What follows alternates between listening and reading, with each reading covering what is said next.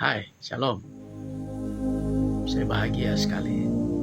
Tapi pagi hari ini ada impresif yang kuat di dalam roh untuk saya menyampaikan kepada saudara-saudaraku, bangsa kesayangan Tuhan, umat pilihan Tuhan, orang Papua yang rambut keriting kulit hitam, pemilik sah negeri yang berlimpah susu dan madu. Kau dengarkan ini, tanahmu adalah tanah yang diberkati. Tapi Tuhan tidak hanya menginginkan tanah yang diberkatinya, tapi Tuhan merindukan untuk memberkati engkau, hidupmu yang diberkati. Engkau harus menjadi orang yang diberkati, bukan tanah yang diberkati. Kalau orang yang diberkati, maka perahan anggur barunya, bahkan hasil panennya akan dinikmati. Kenapa? Karena dia menjadi orang yang diberkati, bukan tanahnya yang diberkati. Ya, karena itu pesan saya buat saudara-saudara, bangsa Papua, orang Papua. Injil Kerajaan Allah diberitakan dari Yerusalem, Yudea, Samaria, sampai ujung bumi.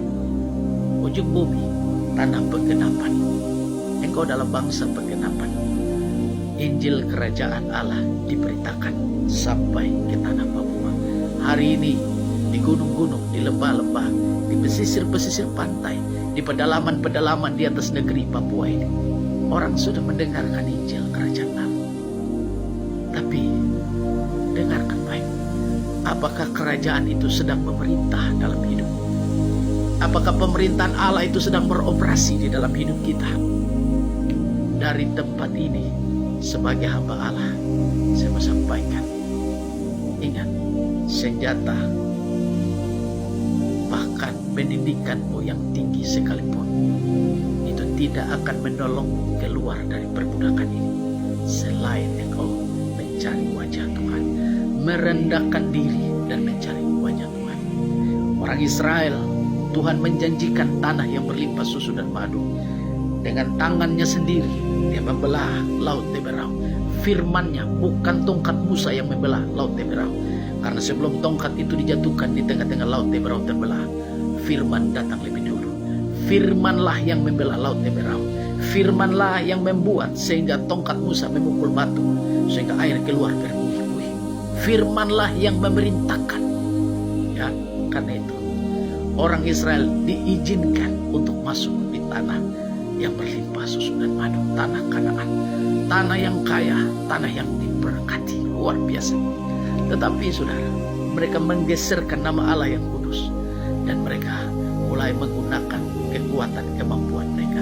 Karena itu kalau kau baca di Ulangan pasal 6 dikatakan, sumur-sumur yang tidak kamu gali, ya, hasil pohon anggur, pohon zaitun yang tidak kamu tanam, dan apabila kamu sudah makan dan menjadi kenyang, janganlah engkau melupakan Tuhan Allahmu yang membawa engkau keluar dari tanah perbudakan. Orang percaya, bangsa pilihan Tuhan, orang Papua, engkau adalah bangsa penggenapan. Engkau dikasihi Tuhan, engkau dibentuk dan dibuat yang unik di pandangan matanya. Ketika orang bicara Papua, orang bicara keindahan. Ketika orang bicara Papua, orang bicara sungai yang mengalirkan emas.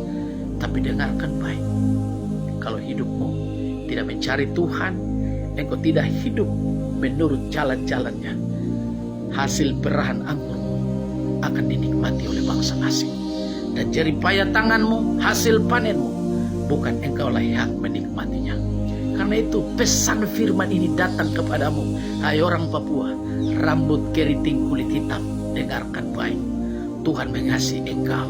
2024 adalah tahun-tahun di mana Tuhan akan membuka jalan bagi bangsa ini. Ingat, senjatamu yang banyak, pendidikanmu yang tinggi sekalipun, sekali lagi tidak akan mengeluarkanmu dari perbudakan, selain waktu engkau merendahkan diri dan mencari wajah Tuhan Allah. Tidak ada nama lain yang akan menolongmu. Tidak ada kekuatan lain yang akan menolongmu. Saya tidak tahu negeri lain, saya tidak tahu bangsa lain. Yang saya tahu, bangsa Papua, engkau adalah bangsa penggenapan, tanah penggenapan. Injil Kerajaan Allah akan tersebar, akan digenapi. pemberitaan Injil Kerajaan Allah ini sedang merangsek masuk ke gunung-gunung, ke lembah-lembah, pedalaman-pedalaman, pesisir-pesisir pantai. Pertanyaan saya, apakah kerajaan itu sudah memerintah dalam hidup kita? Apakah pemerintahan Allah itu sedang memerintah dalam kehidupan engkau, hai orang Papua? Karena itu, merendahkan diri, berbalik dan mencari wajah Tuhan, agar generasimu tumbuh menjadi generasi yang takut akan Tuhan. Saya sebagai hamba Tuhan, lahir besar di tanah negeri ini. Saya melihat dengan mata ada pergeseran, terjadi degradasi moral bagi orang di negeri ini. Pesan saya, sampaikan waktunya untuk bertobatan bagi bangsa ini. Karena Tuhan sedang mengerjakan sesuatu bagi engkau, hai orang Papua. Tuhan sedang mengerjakan hidupmu. Tuhan sedang merendah kehidupan bangsa ini, supaya engkau melihat bukan oleh kuat, bukan oleh gagah, tapi karena roh Tuhan. Alkitab berkata, kalau ada 50 orang benar di dalam kota ini, Tuhan bilang, saya tidak akan hukum kota ini karena 50 orang benar. Ketika Tuhan hendak membumi hanguskan kota Sodom dan Gomora, Abraham berdoa bertanya, Tuhan, bagaimana kalau ada 40, 30, 20, 15, 10 orang benar dalam kota? Tuhan bilang, saya tidak akan hukum kota itu karena 10 orang benar itu. Saya percaya kita lebih dari 10 orang-orang yang dibenarkan di atas negeri ini. Tanah yang kaya, tanah yang berlimpah susu dan madu. Tapi jangan hanya tanah yang diberkati, tapi biarlah orang Papua adalah orang yang diberkati Tuhan. Kalau kau orang yang diberkati, maka perahan anggur baru engkaulah yang akan menikmatinya. Hasil panenmu engkaulah yang akan menikmatinya lebih dulu. Bukan bangsa asing, tapi engkau pemilik negeri yang kaya, negeri yang berlimpah susu dan madu. Doa saya menyertai saudara dari Puncak Raja, Kota Waisai, Raja Ampat, Papua Barat Daya. Doa saya menyertai setiap saudara. Bangsa Papua, rambut keriting, kulit hitam, engkau berharga di pandangan Tuhan Allah. Yesus Kristus namanya.